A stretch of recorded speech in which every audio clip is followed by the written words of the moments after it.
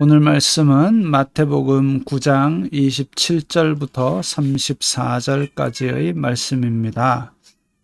예수님께서 거기에서 떠나가실새 가버나움의 그 관리의 집, 소녀를 살린 집에서 떠나가실 때에 두 맹인이 따라오며 소리질러 이르되 다윗의 자손이여 우리를 불쌍히 여기소서 하더니, 자, 다윗의 자손이라는 말은 메시아, 그 구약에 있는 예언에 나오는 구세주를 가리키는 칭호입니다. 그런데 지금 이 두 맹인은 예수님을 그렇게 메시아로, 구원자로 그렇게 인정을 하는 그런 호칭을 사용하고 있는 거죠. 우리를 불쌍히 여기소서. 우리가 일반적으로 개인적인 기도를 할 때에도 우리를 불쌍히 여기소서, 이 말은 참 좋은 문구입니다. 하나님 앞에 우리는 항상 겸손히 엎드려서 불쌍히 여겨주심을 바라고 나가는 것이 좋은 태도입니다. 예수님께서 집에 들어가심에 맹인들이 그에게 나아오거늘 예수님께서 이르시되 내가 능히 이 일 할 줄을 믿느냐? 대답하되 주여 그러하오이다 하니, 이에 예수님께서 그들의 눈을 만지시며 이르시되 너희 믿음대로 되라 하시니 그 눈들이 밝아진지라. 자, 맹인이 눈을 떴습니다. 놀라운 일이죠. 요한복음 1장에 보면 태초에 하나님께서 이 세상을 창조하실 때의 그 말씀이 바로 육신이 되신 예수님이라고 이야기를 했습니다.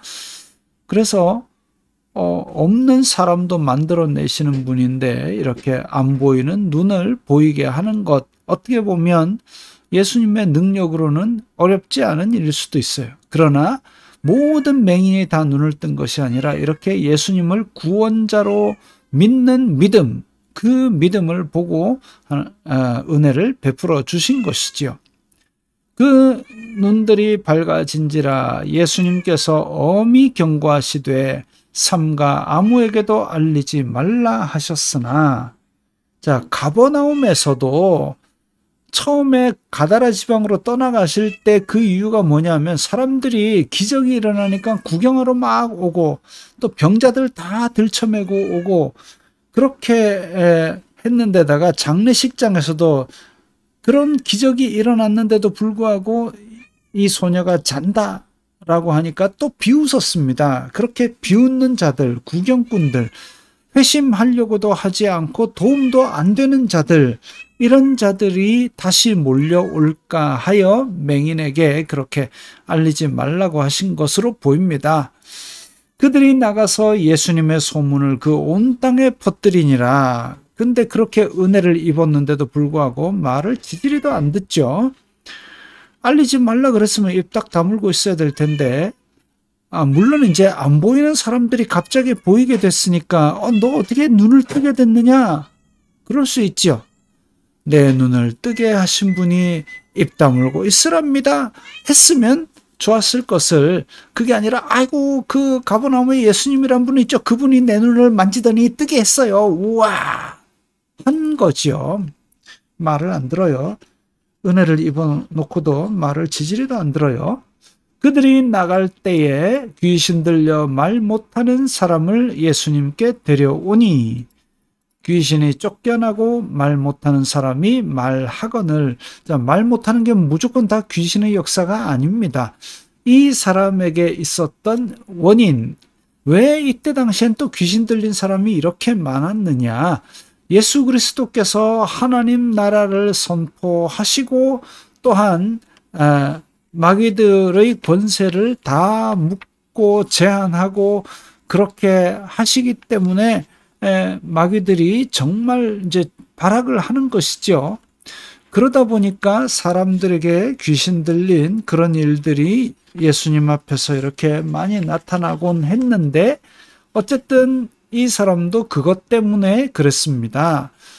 그런데 예수님께서 그걸 쫓아내시고 말하게 하시니까 무리가 놀랍게 여겨 이르되 이스라엘 가운데서 이런 일을 본 적이 없다 하되, 자, 귀신이 쫓겨나는 경우는 일반적으로 귀신이 쫓겨날 때에 뭐 이렇게 쓰러진다든지 예수님의 능력으로 말미암아 아니면 소리를 지르며 나가는 이런 일들이 있었습니다. 소리를 지르거나 쓰러지거나 이런 일들이 있었죠. 그래서 단순히 병이 고쳐지는 것과는 좀 양상이 다른 모습을 귀신이 쫓겨나고 병이 낫는 경우는 조금 다른 양상이 있었던 것이죠.